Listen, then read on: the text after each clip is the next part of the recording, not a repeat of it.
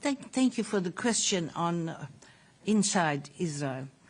You know, to our knowledge, clearly the people inside Israel are not exposed to news as we are, and from all of you.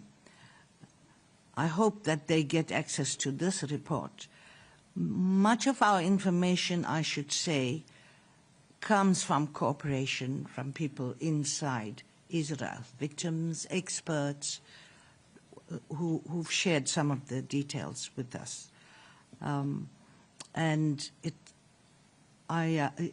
must affect them to have this kind of report and a recording of the implications of these statements made by their leaders. Now, the Rubio question, I'll leave to Chris. The Rubio question I'll answer very quickly. I haven't read what he said, and I haven't got the faintest idea what its impact may be. But I do want to join Navi on the second question, because to me this is one of the most significant issues. I hope that our report will reach through to the people of Israel beyond the majority, not all, but the majority of the Israeli media that consistently wipes out critical information that people are entitled to and that people need. The people of Israel have been betrayed by their government from the beginning. Betrayed on the 7th of October, when 1,200 Israeli people were killed. Betrayed by the government in the government's abject refusal to take action to rescue hostages. Betrayed by the Israeli government in pursuing for 2 years now this genocidal war that has made the peace and security and the prosperity of the Israeli people almost impossible for the foreseeable future. The people of Israel are victims in this as much, no, not as much. There's no comparison with the suffering of the Palestinian people in the last 2 years. But the people of Israel are also the victims of this, victims of the betrayal of their own government. And anything that I can do and we can do that will assist the people of Israel to see what is happening, to take responsibility for their government's actions and act to end it, is only a good, is only a positive. We cannot understand how traumatic the 7th of October was for the people of Israel. And the trauma and their suffering has been ruthlessly manipulated by Netanyahu and his cronies for the last 2 years. And it's time that it stopped. And it's time that those who were responsible for this were held accountable. Okay, let's take a question from the New York Times. Yeah, thanks for taking the question. There's a significant gap between plausible evidence of genocide referenced by the ICJ in its provisional order and your conclusion that intent to commit genocide was the only reasonable inference that could be drawn.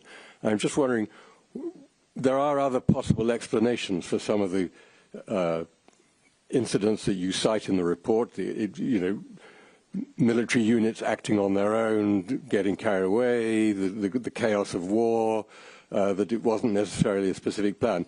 Were there specific issues or incidents or acts that helped convince you that you were dealing with intent that was the only reasonable inference? Thank you. The ICJ will not examine whether genocide has occurred, is occurring, until they reach the stage of arguments on the merits. Then they hear both sides. So they had to skirt around that and found plausible grounds that it is happening in order to order the provisional measures. It's too bad that these provisional measures ordered by the ICJ have been violated by Israel. and if you can take the second one. And again, could I just add a little to what Navi has said, Nick? The position of the ICJ is entirely understandable. I mean, they, as Navi said, they hadn't finished the case, but also they were looking at this 2 years ago. And the best indicator of how strong the ICJ was in what it said has been the hysterical action by the State of Israel and the United States to the ICJ's interim provisional measures based upon the evidence available to it.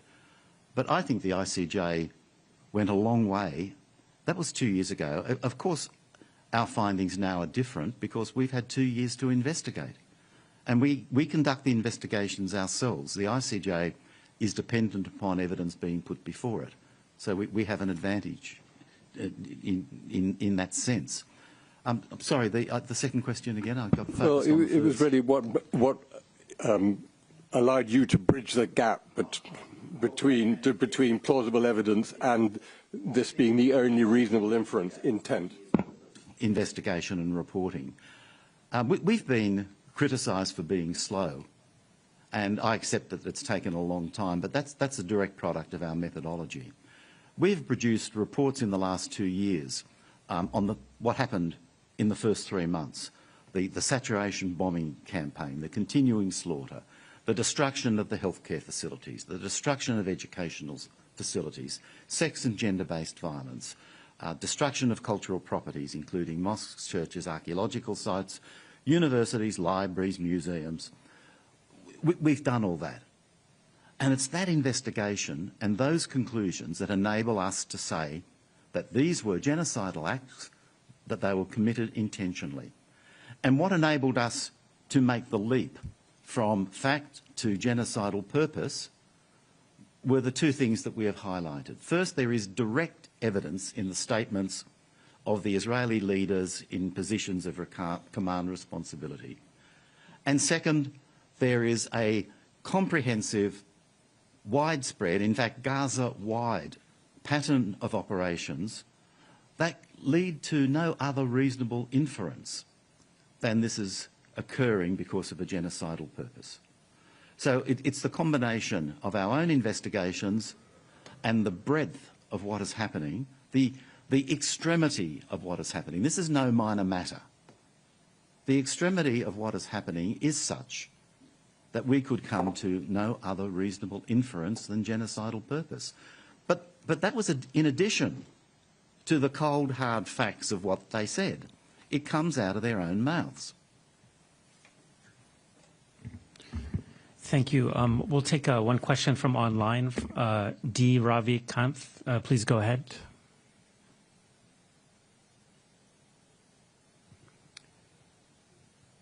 Hello.